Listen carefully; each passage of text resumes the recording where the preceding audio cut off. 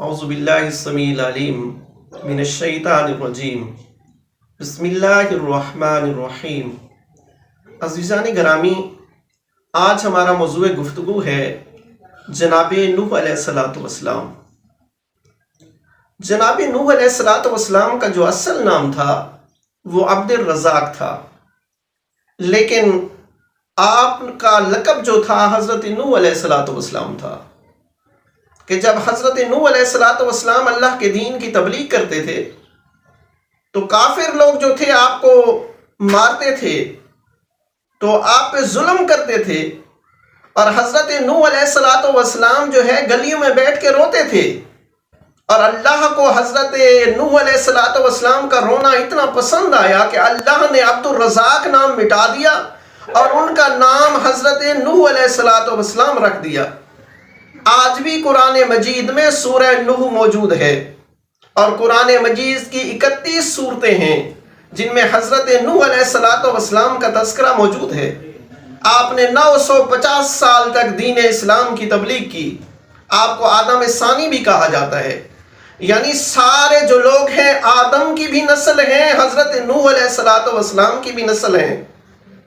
آپ کے جو والد محترم تھے ان کا نام جو ملتا ہے تاریخ میں کہ جناب لائق علیہ السلام، اور آپ کی جو والدہ ماجدہ ہیں ان کا اصل نام سخا بنت انوش تھا۔ اور حضرت نوح علیہ السلام کی ازواج کی تعداد 2 ہے۔ ایک جو زوجہ تھی ان کا نام والیہ تھا، اور دوسری جو زوجہ تھی ان کا نام امورہ تھا۔ اور آپ کی جو نسل چلی 3 بیٹوں سے چلی۔ ایک تو آپ کی بیوی ہے والیہ، جس کا بیٹا ایک کینان تھا۔ کینان خود بھی گمراہ تھا، اور یہ جو بیوی والیہ تھی یہ بھی گمراہ تھی۔ آپ کی جو دوسری بیوی تھی جناب امورہ، وہ آپ پر اسلام لائی تھی، اور اس کے سارے جو بیٹے تھے وہ بھی اسلام لائے تھے، اور حضرت نوح علیہ السلام کی نسل انہی بیٹوں سے چلی ہے۔ حضرت نوح علیہ السلام کے جو بیٹے تھے، ایک تو کینان بدبخت تھا جو ہلاک ہو گیا، باقی جو 3 تھے ان کے نام حام، سام اور یافس ہیں۔ یہ جو آپ کے بڑے بیٹے حام ہیں، حام ہے سے شروع ہوتا ہے، ہے سے حبشی بنتا ہے، یعنی آپ کی جو نسل ہے وہ حبشیوں میں چلی، سارے کالے رنگ کے انسان آئے۔ آج بھی افریقہ میں جائیں آپ دیکھیں تو افریقہ میں سارے جو ہیں کالے لوگ ہیں، اور یہ کالے لوگ نسل حام سے تعلق رکھتے ہیں۔ اس کے بعد آپ کا دوسرا بیٹا ہے جس کا نام حضرت سام علیہ السلام ہے۔ سام جو ہے وارث نوح بھی ہے، وصی نوح بھی ہے۔ جس طرح اللہ نے محمد مصطفیٰ کے وصی کو انتخاب کیا اور آپ کے وصی حضرت علی بن ابی طالب تھے، اسی طرح حضرت نوح علیہ السلام کے وصی حضرت سام علیہ السلام تھے۔ اور جتنی سفید نسل ہے، خوبصورت نسل ہے، اعلیٰ نسل ہے، وہ نسل حضرت سام سے چلی۔ حضرت سام کی اولاد سے حضرت ابراہیم بھی ہیں، حضرت محمد مصطفیٰ بھی ہیں، اور حضرت محمد مصطفیٰ کی جو آل ہے وہ بھی حضرت سام کی نسل میں سے ہے۔ آپ کے جو تیسرے بیٹے تھے وہ یافس تھے۔ اس سے نسل چلی ہے یاجوج ماجوج کی، اس سے نسل چلی ہے آریہ لوگوں کی، اس سے نسل چلی ہے ترکیوں کی۔ یہ جو پاک اور ہند کے لوگ ہیں، یہ پاک اور ہند کے لوگ سارے جو ہیں نسل یافس سے ہیں۔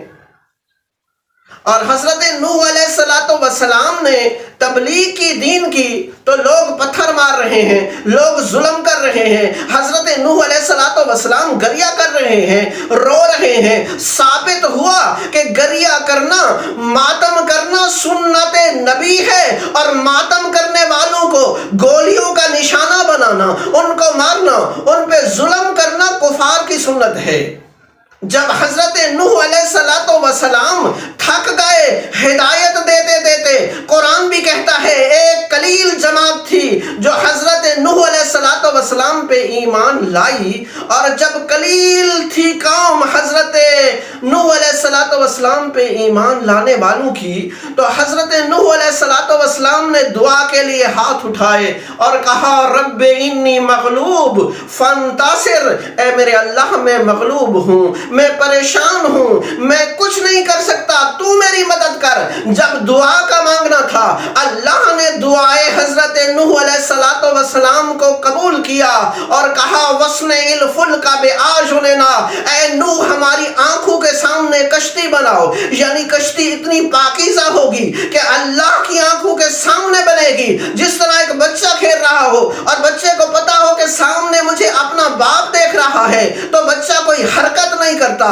यानी अल्लाह चाहता था कि जो नूह की कश्ती हो इतनी पाकीज़ा हो कि मैं अल्लाह के सामने बने, और वो कश्ती बन गई। अब जो कश्ती के अंदर आ गए वो सारे के सारे पाक हो गए, ताहिर हो गए, तय्यब हो गए, हक वाले हो गए, और जो कश्ती से बहर थे वो सारे के सारे गुमराह थे। अब नूह की कश्ती ने चलना शुरू कर दिया। तारीख कहती है ये जो तूफान आया, ये तूफान कूफा में आया, और एक तनूर से शुरू हुआ जो कूफा में तनूर थी, और हजरत नूह अलैहिस्सलाम की बीवी जिसका नाम वालिया था, जो गुमराह थी, उसने रोटियां पकाते हुए देखा कि अभी तूफान आ गया है। अभी ये मजाक कर रही थी, जब तूफान आया तो परेशान हो गई और तूफान कूफा में दाखिल हो गया। नूह अलैहिस्सलाम ने अपनी कश्ती भी उसमें छोड़ दी।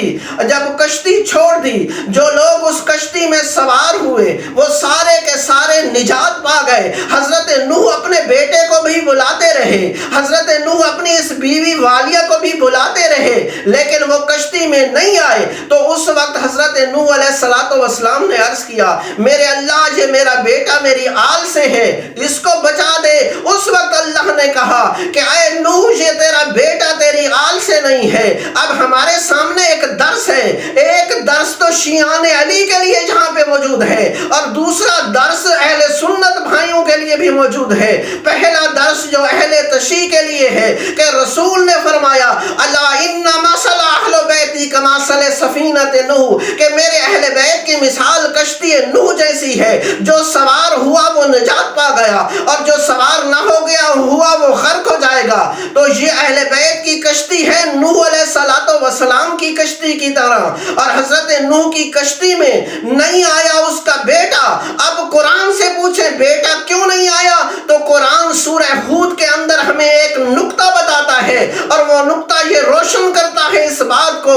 अल्लाह कहता है इन्नहु अमलुन गैर सालिहिन, इसलिए उसके कश्ती में नहीं आया कि उसके जो अमल थे, उसके अमल थे, और गैर साले अमल होने की वजह से वो कश्ती में नहीं आ सका। ऐ शियाने अली, तुम अपने आप को अली का नौकर कहते हो, अली का गुलाम कहते हो, लेकिन याद रखो जब तक तुम्हारी सीरत अच्छी नहीं होगी उस वक्त तक तुम कश्ती अहले बैत में दाखिल नहीं हो सकते।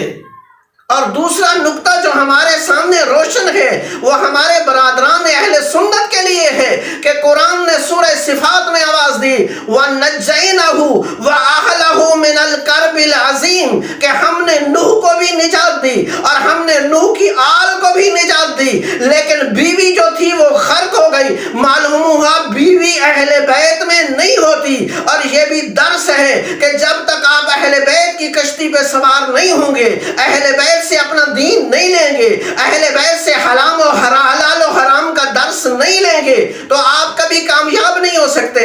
और हमें कभी ये भी कहा जाता है कि जब कश्ती चलती है तो कश्ती में रात हो जाए तो सितारों से मदद ली जाती है, और हमारे सामने हदीस है कि रसूल के सहाबा की मिसाल सितारों की तरह है।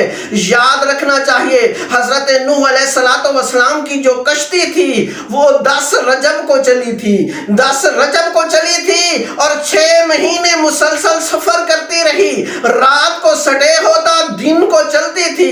10 रजब को चली, 10 मुहर्रम को रुकी, अल्लाह ने निजात दी। 6 مہینے یہ کشتی چلتی رہی اور کوہ جودی پہ پھر رک گئی، اور جب یہ کشتی رکی تو رکنے کے بعد جو لوگ کشتی میں تھے انہوں نے اللہ کا شکر ادا کیا، اور یہ کشتی جو تھی رات کو نہیں چلی تھی، دن کو چلی تھی۔ یہ حدیث تو وہ بیان کرے کہ جس کو دن کو ستارے نظر آئیں، یہ اہل بیت کی کشتی ہے، یہ نجات ہے۔